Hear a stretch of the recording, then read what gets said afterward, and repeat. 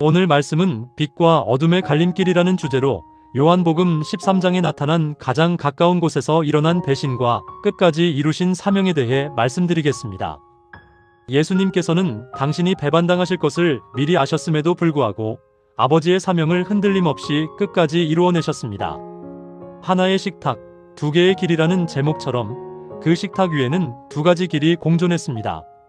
먼저 드러난 사명은 배반을 모두 아시면서도 예수님께서 흔들림 없이 십자가의 길, 곧 아버지의 뜻을 묵묵히 걸어가시는 모습입니다.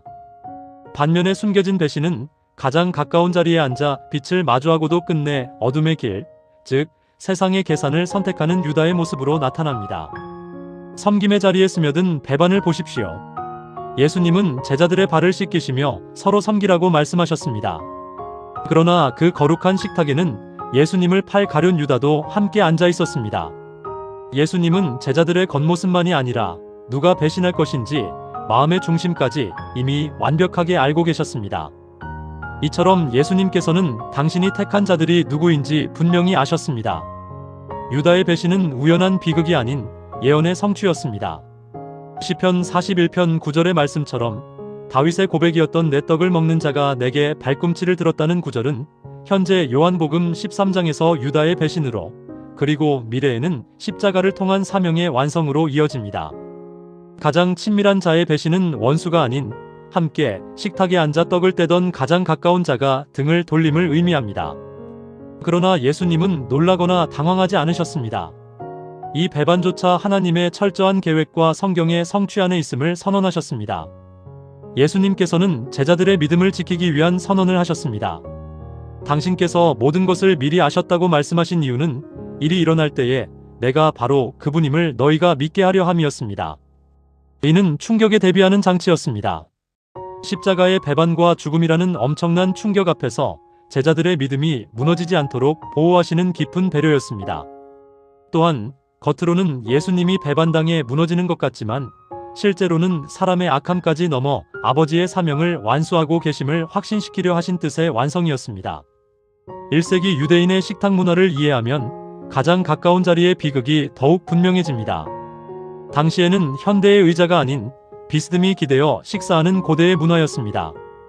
배반의 자리에 앉은 유다는 예수님과 함께 그릇에 떡을 적셔 나눌 만큼 물리적으로 매우 가까운 위치에 있었습니다. 반면 사랑하시는 제자는 예수님 가슴에 기대어 조용히 질문할 수 있는 가장 친밀한 위치, 즉 친밀과 신뢰의 자리에 있었습니다. 예수님께서는 괴로움 속에서도 멈추지 않는 걸음을 이어가셨습니다. 그분은 이 말씀을 하시고 심령이 괴로워하시며 너희 중 하나가 나를 팔리라고 증언하셨습니다. 이 심령의 괴로움은 차가운 지식이 아닌 뜨거운 아픔이었습니다. 예수님은 아무 감정 없이 배반을 대하신 것이 아닙니다. 곁에 있던 자의 배신에 깊이 아파하셨습니다. 그러나 이 괴로움은 흔들림이 아니었습니다. 괴로움이 없어서 십자가를 지신 것이 아닙니다. 아픔을 철저히 통과하면서도 아버지의 사명을 놓지 않고 묵묵히 걸어가신 흔들림 없는 순종의 길을 걸으셨습니다. 제자들은 배신자가 누구인지 전혀 짐작하지 못했습니다. 그들은 눈치채지 못했고 위장된 겉모습에 속았습니다. 유다는 겉보기에 다른 제자들과 완벽히 섞여 있었기 때문입니다. 가까이 있다고 해서, 교회 공동체 안에 있다고 해서 반드시 참된 제자인 것은 아닙니다. 겉모습만으로는 참된 제자를 분별하기 어려운 경우가 많습니다. 예수님은 마지막까지 사랑의 떡을 건네셨습니다. 내가 떡 한 조각을 적셔다가 주는 자가 그니라고 말씀하시며 가룟 유다에게 주셨습니다. 당대 문화에서 윗사람이 손수 떡을 적셔 건네는 것은 단순한 지목이 아닌 특별한 호의와 친밀감의 표시였습니다. 예수님은 배반을 아시면서도 마지막 순간까지 유다에게 사랑과 기회를 건네셨던 것입니다. 그러나 유다는 비극적 추락을 맞이하며 어둠에 붙들린 마음을 드러냈습니다. 그 과정은 4단계로 요약됩니다. 첫째, 은 30세겔을 계산하며 탐욕과 실망이 시작됩니다. 둘째, 식탁에 함께 앉아 위장된 동행을 이어갑니다. 셋째, 호의의 떡을 받고도 빛을 거부합니다. 넷째, 결국 사탄이 그 속에 들어가며 완전한 지배를 받게 됩니다. 이것은 단순한 우발적 실수가 아닙니다. 이미 세상의 계산과 배반으로 기울어져 있던 유다의 마음이 빛을 끝내 거부하자 완전히 어둠, 곧 사탄에 지배당하게 된 상태를 보여줍니다. 제자들은 마지막까지 오해했습니다. 유다가 돈괴를 맡았기에 제자들은 그가 명절 물건을 사거나 가난한 자를 구제하라는 실무적인 지시로만 생각했습니다. 이것은 인간적인 착각이었습니다. 영적인 현실은 달랐습니다. 유다는 겉으로 직분을 맡고 성실히 일하는 것처럼 보였기에 가장 치명적인 배신을 숨길 수 있었습니다. 직분과 역할이 영적인 생명을 보장하지 않는다는 사실을 우리는 여기서 깨닫게 됩니다. 유다가 그 조각을 받고 곧 나가니 밤이로라. 이 구절은 물리적인 시간이 밤이었다는 것만을 의미하지 않습니다. 요한복음에서 빛은 예수님과 생명을, 어둠은 사탄과 거짓을 상징합니다. 예수님 곁에서 호의의 떡까지 받았지만 유다는 스스로 생명의 빛을 등지고 영원한 어둠 속으로 걸어나갔던 것입니다. 새 인물, 곧 예수님과 가룟 유다, 그리고 사랑하시는 제자를 통해 세 가지 영적인 상태를 비교해 볼 수 있습니다. 물리적 위치면에서 예수님은 식탁의 중심에 계셨습니다. 가룟 유다는 예수님 곁에 매우 가까이 있었고 사랑하시는 제자는 예수님의 품에 기대어 가장 친밀했습니다. 그러나 마음의 중심을 보면 달랐습니다.